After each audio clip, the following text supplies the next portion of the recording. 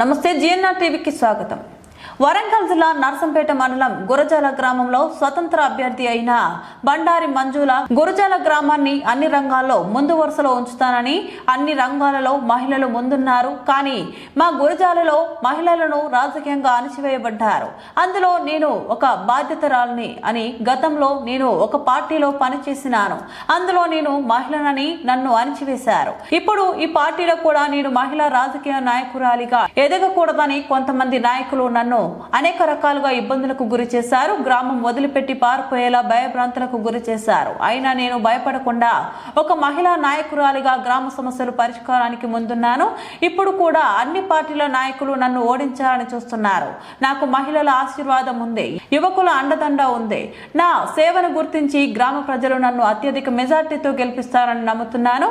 అలాగే మా గ్రామాన్ని ఉత్తమ గ్రామ పంచాయతీ అవార్డు పొందిన గంగాదేవి పల్లి వలె మా గురజాల గ్రామాన్ని అభివృద్ధి బాటలో నడిపిస్తానని గ్రామ ప్రజలను ఉద్దేశించి మాట్లాడారు.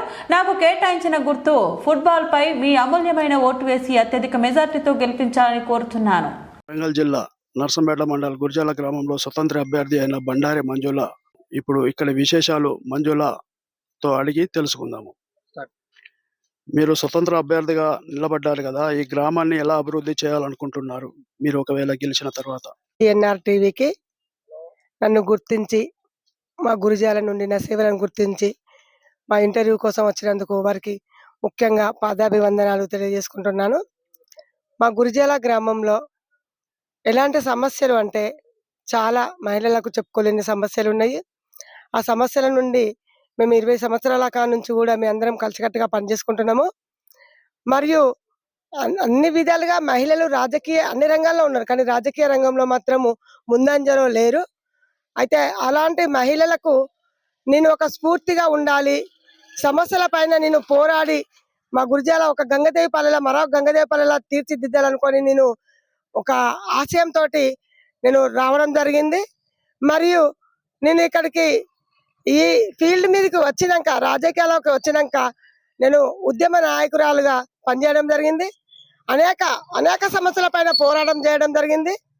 మరియు అక్కడ తర్వాత కొన్ని నాకు న్యాయం జరగకపోగా నేను మళ్ళీ కాంగ్రెస్ పార్టీకి రావడం జరిగింది.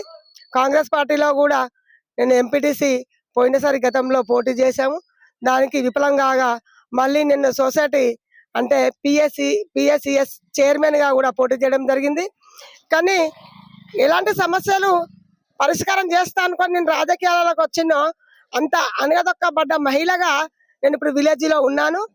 నన్ను అన్ని వర్గాల రాజకీయ నాయకులు అనగదొక్కి ఇక్కడ నుండి గురజాల నుండి సమస్యల పైన పోరాడకుండా చేశారు.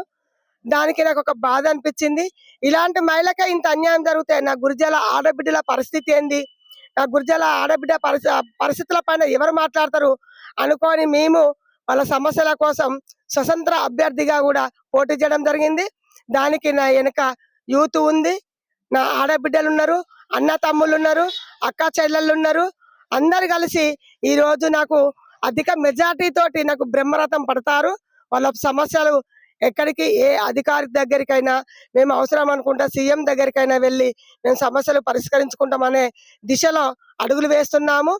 దీనికి నాకు సహకరించిన నా గురజాల ప్రజలకి, ఆడబిడ్డలకి, అన్న తమ్ముళ్ళకి, అక్క చెల్లెళ్ళకి, మరి నా అమూల్యమైన ఫుట్బాల్ నా గుర్తు పైన ఓటేసి మీ అమూల్యమైన ఓటేసి నన్ను అధిక మెజార్టీతో గెలిపించగలరని వాళ్ళకు గురజాల ప్రజలకు పాదాభివందనాలు చేస్తున్నాను. నాకు ఈ అవకాశం ఇచ్చిన ఆడబిడ్డలకు మరొకసారి ధన్యవాదాలు తెలుపుకుంటూ మీ అందరి ఓటు అధిక మెజార్టీ తోటి స్వతంత్ర అభ్యర్థిగా ఒక గుర్తింపు గురజాల ఇస్తుందనే అభివృద్ధితోటి ముందుకు పోతున్నా. కాబట్టి మళ్ళొకసారి నా ఫుట్బాల్ సింబల్ పైన ఓటు వేసి అధిక మెజార్టీ తోటి గెలిపిస్తారు. మీ ఎలాంటి సమస్యలు ఉన్నా కూడా నేను చేయడానికి సిద్ధంగా ఉన్నా. వృద్ధులకు పింఛను ఇంటికి, వాళ్లకు రేషను ఇంటికి ఇప్పియడము, మరియు మాకు శ్మశాన వాటికలు 2 ఉన్నాయి. విలేజ్ చాలా పెద్దది కాబట్టి సరిగా అక్కడ సరైన వసతులు లేవు.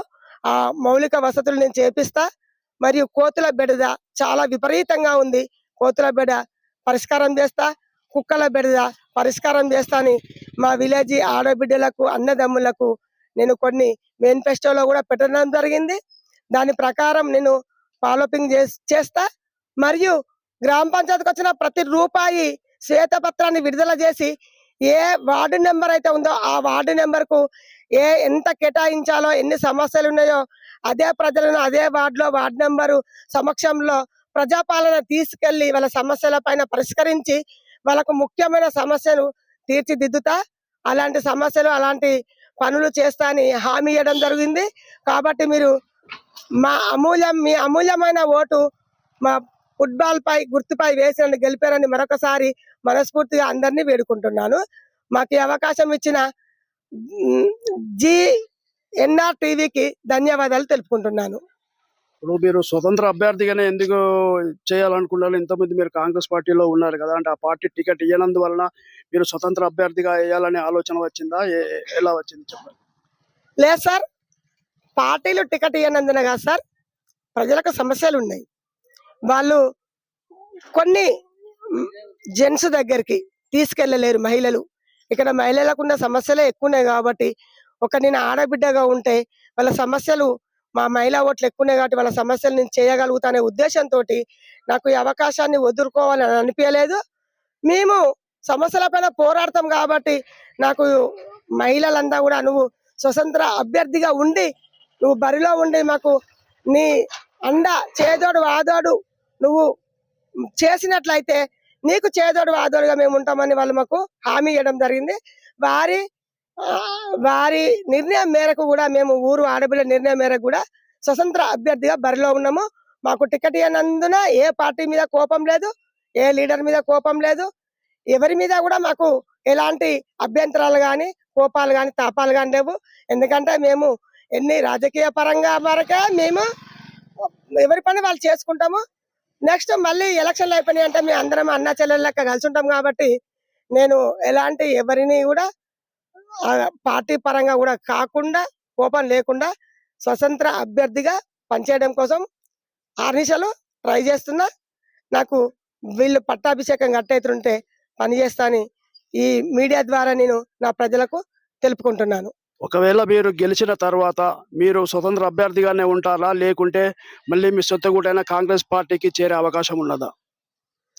అంటే ఇప్పటి వరకు కూడా నాకు మాధవన్న గారు, మా అన్న నాకు తోబుట్టుల కంటే ఎక్కువ నాకు అంత గౌరవం ఇచ్చారు, అంత విలువిచ్చారు. నేను ఇంత మునుముందుకు వచ్చానంటే కూడా నాకు మా అన్న ఇచ్చిన గుర్తింపుతోటే ఆ గుర్తింపు నాకు ఎప్పటికీ ఉంటుందని అనుకుంటున్నాను.